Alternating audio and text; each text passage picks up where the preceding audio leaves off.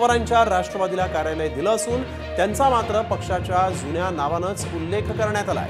लोकसभेत एनसीपी असा शरद पवारांच्या पक्षाचा उल्लेख करण्यात आलेला आहे।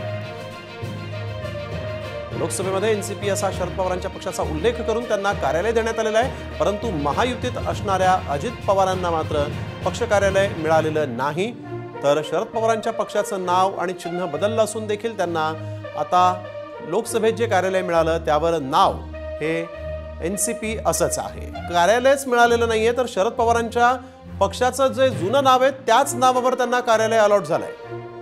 अगदी स्नेही ज्या पद्धतीने हे कार्यालयाचं वाटप केलं गेलेलं आहे लोकसभा सचिवालयाकडनं, त्यांनी हा नियम लावलेला आहे की संख्याबळाच्या आधारे हे कार्यालय जे आहे ते वाटप केलं गेलं आहे। अजित पवारांच्या पक्षाचं आपण प्रामुख्याने बघितलं तर लोकसभेमध्ये फक्त एकच खासदार आहे, म्हणजे सुनील तटकरे एक खासदार आहेत। राज्यसभेत जरी त्यांचे इतर 3 खासदार असले तरी संख्याबळ त्यांचं भरत नसल्यामुळे त्यांना कार्यालय दिलं गेलं नाहीये अशी माहिती समोर आलेली आहे। दुसरीकडे बघायला गेलं तर शरद पवार यांच्या पक्षाचे लोकसभेमध्ये 8 आणि राज्यसभेमध्ये 2 असे एकूण 10 खासदार आहेत, त्यामुळे त्यांना हे कार्यालय दिलं गेलं आहे। पण यातला महत्त्वाचा मुद्दा हा आहे की शरद पवार यांना निवडणूक आयोगानं राष्ट्रवादी काँग्रेस पक्ष शरदचंद्र पवार या नावाचा पक्ष दिलेला आहे। असं असताना शरद पवार यांचा जो जुना पक्ष होता म्हणजे राष्ट्रवादी काँग्रेस पक्ष, त्याच नावानं हे कार्यालय अलॉट केलं गेलेलं आहे। 126 हे ज्या कार्यालयामध्ये सध्या शरद पवारांच्या पक्षाचं ऑफिस आहे तेच कार्यालय सध्या शरद पवार यांना दिलं गेलं। पण नेमकं सचिवालयाकडे ही चूक झालेली आहे, ते सचिवालयाला नेमकं काय म्हणायचं आहे की हे या सगळ्यामध्ये समजत नाहीये। पण सध्या तरी अजित पवार यांच्या पक्षाला कुठलंही कार्यालय दिलं गेलेलं नाहीये।